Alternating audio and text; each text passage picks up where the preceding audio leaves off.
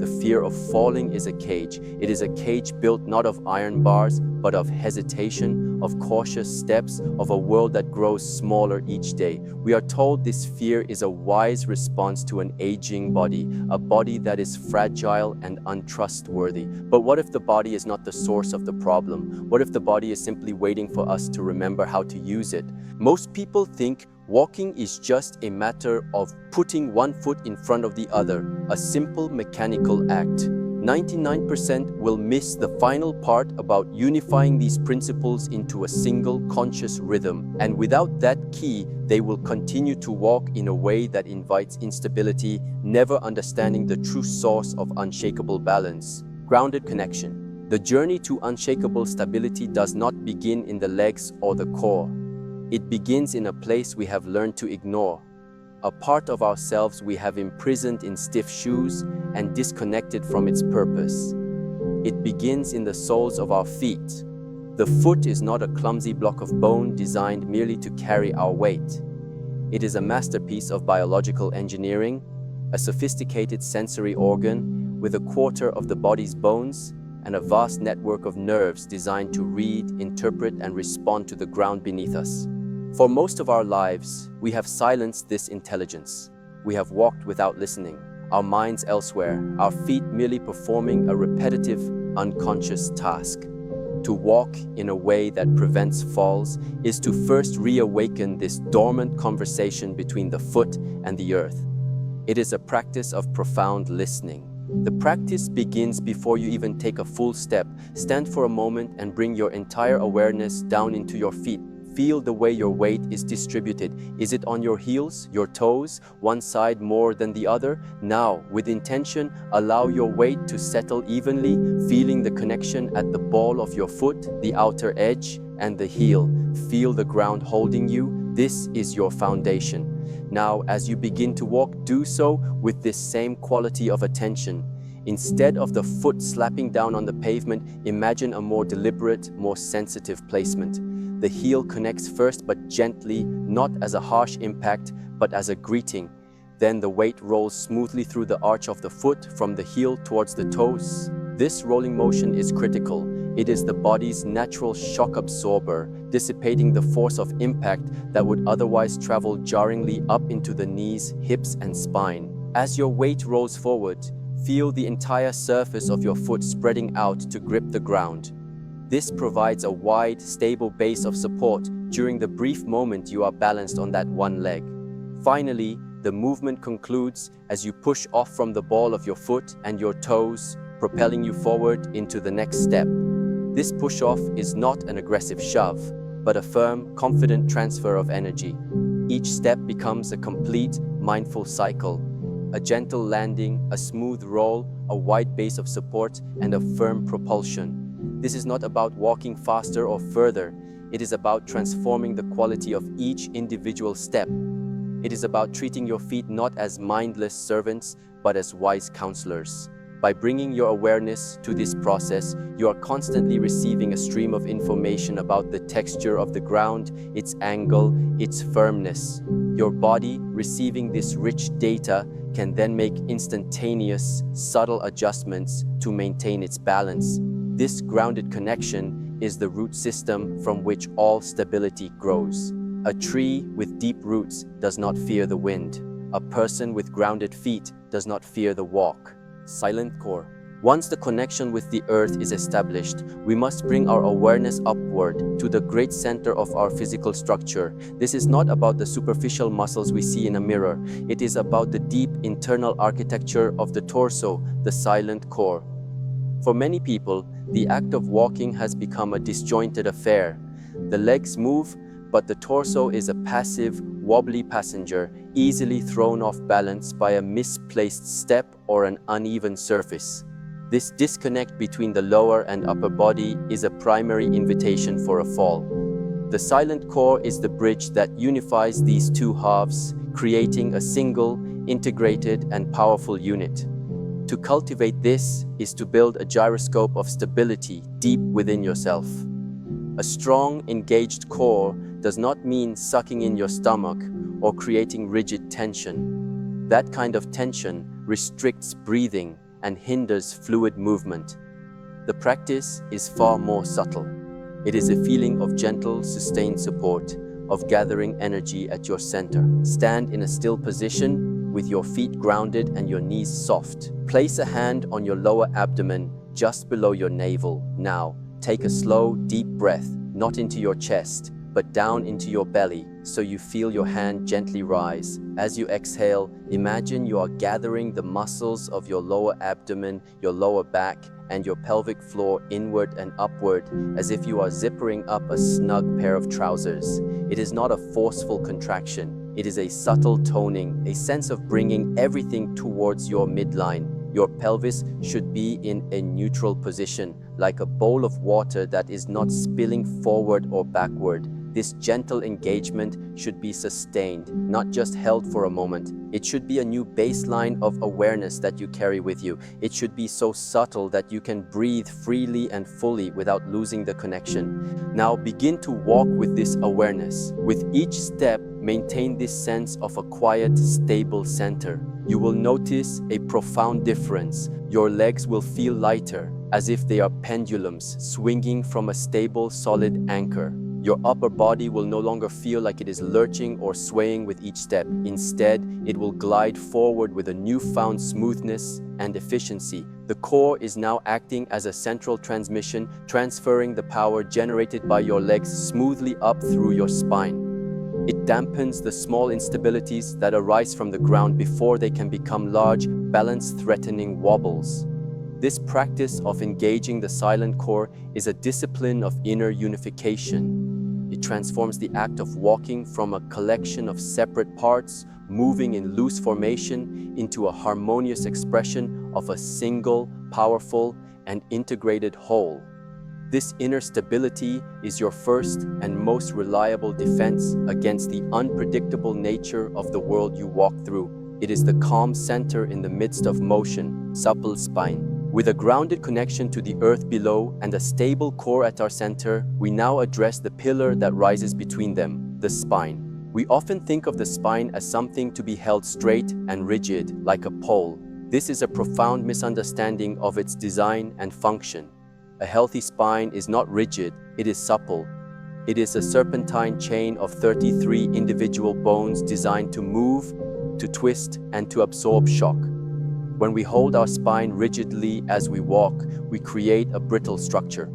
The entire torso moves as one solid, top-heavy block. Any small stumble or unevenness in the ground sends a shock wave directly up this rigid pole, making it very easy to lose balance. The person who walks without falling understands, consciously or unconsciously, that the spine must participate in the act of walking. It must be allowed to move with a subtle, fluid grace. This movement is primarily a gentle rotation in the thoracic spine, the area of your middle and upper back. It is a natural counter movement to the motion of your hips and legs. As you take a step forward with your right leg, your right hip also moves forward. To counterbalance this, your left shoulder and the left side of your rib cage should be allowed to gently rotate forward as well. As you step with your left leg, the opposite occurs. Your right shoulder gently rotates forward. This creates a subtle figure 8 or spiral motion through your torso. It is the body's way of canceling out rotational forces, ensuring that you move forward in a straight, stable line. For most of us, this natural, efficient movement has been lost. We hold tension in our shoulders and back, effectively locking our thoracic spine and preventing this vital rotation. Reawakening it is a practice of letting go. To practice this, begin walking at a slow, deliberate pace. Bring your awareness to your rib cage and shoulders. As you step, consciously release the tension in your upper back. Allow your arms to swing freely from the shoulder, which we will discuss next, as this will help encourage the spinal rotation. Do not force the twist. Simply create the conditions for it to happen by relaxing. Imagine your spine is a long, flexible strand of seaweed swaying gently with the current of your walk. You will feel a new sense of fluidity, of ease. This suppleness does more than just improve balance. It acts as a secondary shock absorption system, taking the strain off your hips and knees. It keeps the small muscles and joints of the spine healthy and mobile. It allows your head and eyes to remain more stable as you walk, further enhancing your balance. To walk with a supple spine is to walk with the resilience of a willow tree, which bends with the wind rather than breaking. It is to replace rigidity and brittleness with adaptability and grace. Head level. Our journey up the body now arrives at the very top of the structure, the command center, the head. The position and movement of the head are arguably the most critical factors in maintaining balance. The head is heavy, containing the brain, and it also houses the delicate and sophisticated machinery of our vestibular system, the inner ear, which is responsible for our sense of equilibrium and spatial orientation. Where the head goes, the rest of the body is compelled to follow. A common and dangerous habit that develops, often born from the very fear of falling, is the tendency to walk while looking down at one's feet. It seems logical to watch for obstacles, but it is a deeply destabilizing practice. Dropping your head forward shifts your center of gravity forward, pulling you off balance. It curves your upper spine, contributing to a stooped posture. And critically, it tilts your vestibular system, sending confusing signals to your brain about what is level and what is not. The person who walks with unshakable confidence does so with their head level and their gaze directed forward. This is a practice of trust and awareness. The discipline is to lift your gaze from the ground immediately at your feet and to instead look out towards the horizon, or at least 10 to 15 feet in front of you. Your chin should be slightly tucked, not jutting forward, which lengthens the back of your neck and aligns the head directly over the spine. Imagine you are balancing a book or a bowl of water on the crown of your head. You want to move through the world in such a way that the book would not fall off. This posture immediately aligns the entire body underneath it. The spine lengthens, the chest opens, and the core is more easily engaged. It signals a state of calm confidence to your own nervous system. This does not mean you become unaware of the ground. The key is to cultivate a soft gaze. You are not staring intently at a single point in the distance. Your central focus is forward, but you use your peripheral vision to be aware of the path ahead and the ground below. You learn to trust the sensory information coming from your feet, your grounded connection, to handle the immediate terrain, while your eyes are used to scan ahead, anticipating turns, obstacles, or changes in elevation long before you reach them. This allows you to plan your path with calm intention rather than constantly reacting to surprises at your feet. Walking with your head level is an act of changing your entire perspective. You are no longer just navigating the next 2 feet of your existence. You are moving with purpose and foresight through the world. You are leading with your awareness, not with your fear. This calm, forward gaze is the mark of a walker who is in command of their balance and their destination. Arm swing. The final moving components in this symphony of stable walking are the arms. Often, the arms are treated as an afterthought. As people become more fearful of falling, a common tendency is to hold the arms stiffly at the sides, or to clasp the hands together in front or behind the back. This is done with the intention of being more stable, but it has the precise opposite effect. It removes one of the body's most important and dynamic balancing tools.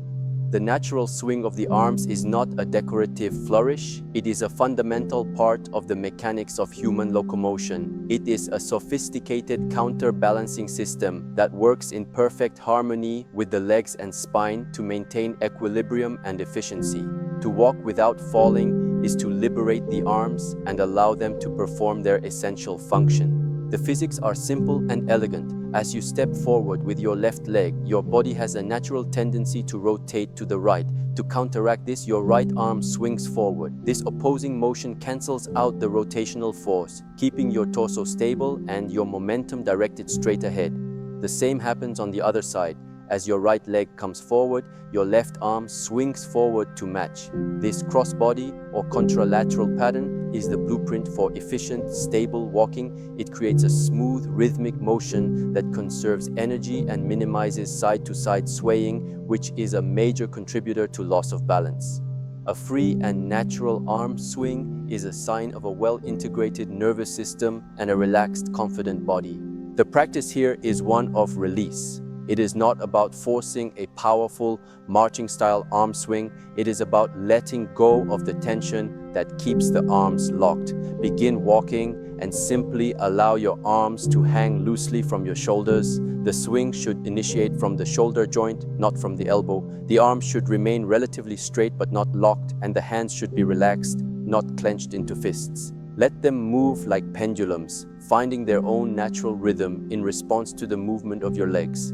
If you find this difficult, you can try exaggerating the swing for a few steps to remind your body of the pattern, then allow it to settle back into a more natural and relaxed motion. This simple act of freeing the arms has a cascading effect. It encourages the supple rotation of the spine we spoke of earlier. It sets a calming, steady rhythm for the entire body. It provides constant, micro adjustments to your balance with every single step. Reclaiming your natural arm swing is like adding two intelligent, dynamic stabilizers to your body, making your walk smoother, more efficient, and profoundly more secure. Conscious rhythm. We have now assembled the individual components of a stable, fall-proof walk. The grounded connection of the feet, the silent engagement of the core, the supple rotation of the spine, the level posture of the head, and the free swing of the arms. To practice each of these in isolation is beneficial, but the true mastery, the state of unshakable stability, arises when these elements are no longer separate thoughts but are woven together into a single, seamless, and conscious rhythm. This is the ultimate practice, to transform the act of walking from a series of mechanical corrections into a flowing, moving meditation. It is in this unification that the magic truly happens, where the whole becomes infinitely greater than the sum of its parts. The conductor of this beautiful orchestra is your breath. As you begin to walk, bringing all the elements of your awareness online, start to notice the rhythm of your breathing. Do not force it, just observe it. Then, gently begin to coordinate your steps with your breath. You might find a natural rhythm of taking 2 steps for every inhale and 2 steps for every exhale, or perhaps 3 steps feel more comfortable. The specific number is not important. What is important is the act of linkage. The breath becomes the metronome, the steady beat that synchronizes the movement of your feet on the ground, the swing of your arms, and the gentle rotation of your spine.